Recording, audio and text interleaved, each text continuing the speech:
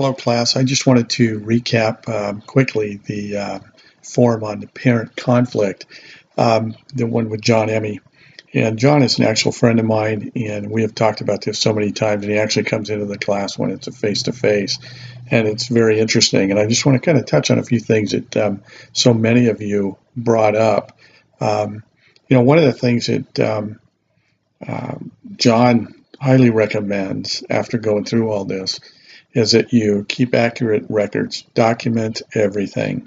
When they were going through that lawsuit, John had to go back to the scorebook and actually count every pitch because, he was accused of over pitching that young man. And in actuality, he didn't. And, it was interesting too. John doesn't talk about that on the film, but the boy never knew that his dad was suing John. He didn't even know it until the very end. So it wasn't the kids, and so many of you mentioned that. It's not the kids. It's sometimes the parents not having a realistic, view of what's happening, and realistic view of their child's athletic ability. Just really quick, Noel, you mentioned keeping good notes, and not only in games, but in practices. If they're absent. Things like that, parent meetings, you mentioned that too, a few of you did. You also mentioned don't react. That is so key. When you're approached after a game or a practice, don't react because you're going to say something that you're going to regret or the parent will. That's important. Samantha, you mentioned don't play favorites. That's true. Some coaches do, not very many. I don't know too many coaches who don't want to win and play their best players, but you can't show favoritism. You have to treat them all the same, and believe me, they pick up on that. Merritt, you mentioned parent communication, as so many did. Document it. Let your admin know. You mentioned that. Always keep them informed if you have a difficult parent to let them know ahead of time. Shine, you kind of made me laugh when you said you wouldn't allow parents to games. That would be perfect in a perfect world, but I know you're kidding. You mentioned one other thing too, tryouts, document tryouts, and you said it was a pain. It's more of a pain if you don't, and you get a parent that goes nuts on you. Keep documentation on as much as you can, because if it comes down to whether or not you have to cut that kid, if it's an elimination type sport, you want documentation. The more you have, the better it's going to be for you going into any meeting. It looks like you know what you're doing and you're organized. Have a witness. You mentioned that too. Whenever you meet with athletes, and document it. Always have a witness. I can tell you a story. I won't go into it because it'll take too long, and this video will go too long. So I won't go into that. But document, have witnesses. Very important whenever you're talking to students about their roles on the team or anything for that matter. Mariel, you mentioned ask parents to contact you, having an open door policy. That's great, but I always had a rule. So many of you kind of mentioned that there's three things I won't talk about. That's playing time, strategy, and another athlete. And I always ask parents to not approach a coach after a game or practice, because sometimes the emotions are high. And I would make an appointment the next day, a 24-hour rule. And a few of you mentioned that as well. I think that's really important to do. Craig, you mentioned something that's really key. The National Federation of High School Sports, they do offer insurance. In case an athlete gets hurt, you're sued, and it does cover you for, I think, $1 million. It's very cheap, and it's probably a good thing to get. So, and that's the NFHS. You can go online and buy that. And Lanny, you also mentioned a 24-hour rule, waiting 24 hours to contact the coach. And again, going back to that, I always, in my parent meetings, and that's a great thing to have. So many of you mentioned that, to be proactive. I always talk about the chain of command. We try to equip our kids. We should, as parents and coaches, equip them to go speak to the coach about playing time. because once they get out of school, they're not going to be able to go to their parents and say, hey, Mom, can you go speak to my employer? They're not giving me enough hours. That's not going to work. We have to equip them with the skills to talk to the coach. And the coach has to be willing to let them know. And I'm sure most coaches will. And, if it's something that's an emotional problem, physical problem, that something's happening on the team, talk to the coach. And you need to listen as a coach. You can't say, I'm not going to hear it. You do have to listen. But having those meetings, and some of you mentioned that, is proactive. And you'll eliminate, you will reduce the amount of problems. You won't eliminate them. It's kind of like risk management. It's not risk elimination. So the same thing here. You're going to reduce the number of problems by being proactive and having meetings ahead of time. Kevin, you mentioned something that's key and is coming down this year, and that's if you're a baseball coach, have a pitch count.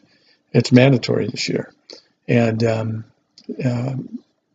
it's critical. Count pitches and keep the records, because that could be a situation where you overuse and the parents could come down on you on that. So that's very important. And then Janet, you also mentioned, documenting and keeping your AD and your administration in the loop. So those are all great things. And I think, Kevin, you may have mentioned something about, not too many kids make it to the professional level. I think it's 1 in 12,000, and 1 in 150 get a Division I scholarship. So yeah, you're right. We have to keep it in perspective, and I always mention that in my parent meetings as well. Now, real quickly, I just want to touch on the interviews. What you can and can't ask. And most of you answered that great. I think that the questions you want to formulate are open-ended. You don't want to give them short, quick answers that they can say yes or no, or give you a canned response. You want them to reveal themselves. So I think situations, open-ended, tell me about yourself. You can find a lot about that question, and that's always in there. Another thing, I just kind of want to talk about the causes of stress. And, with the association rule being eliminated, that's caused coaches to coach year-round in high school, and that could cause a lot of stress at home. So I think it's healthy to maybe have assistant coaches do it.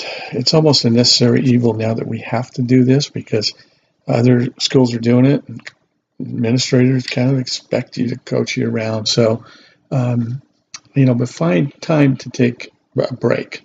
I think that's important to avoid that stress. And then putting parentheses around your job. If you're an athletic director or even a coach, don't answer the phone at home sometimes. Say, this is the time I'm available, and after that, shut it down. Same thing with emails. If we don't do it, with technology now, you're always available. So you have to put parentheses around it. The Rialto rule, real quickly on that. That's a touchy rule. Can you hire a walk-on coach in favor of a on-campus credential teacher? Yes, you can.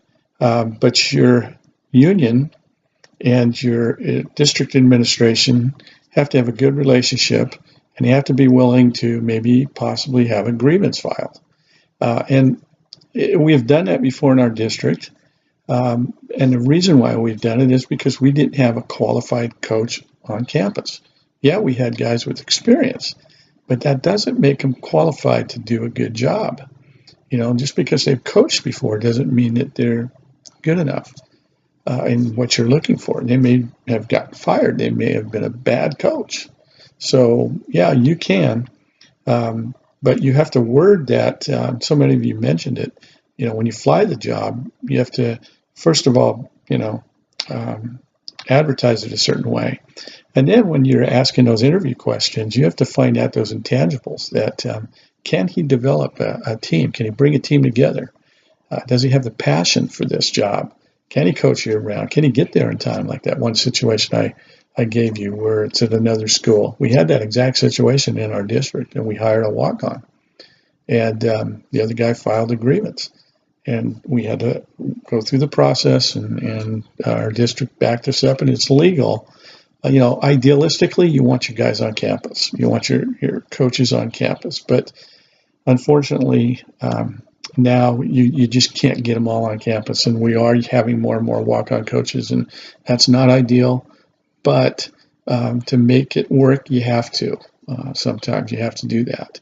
So anyway, you guys did a great job. I love reading all your forums, especially the Rialto rules. Some disagreed, some agreed, just like the real world. You're going to find some HR, some human resources departments that are going to say, no, you can't do that. And then as an athletic director, you're going to say, well, you can, and here's proof, the Rialto rule. And a lot of them don't know about it. So you can. But anyway, thank you for your post. If you have any questions regarding your handbook or the interview coming up, email me and let me know, and I'll answer your questions. Thanks. You're doing a great job so far, and have a great day.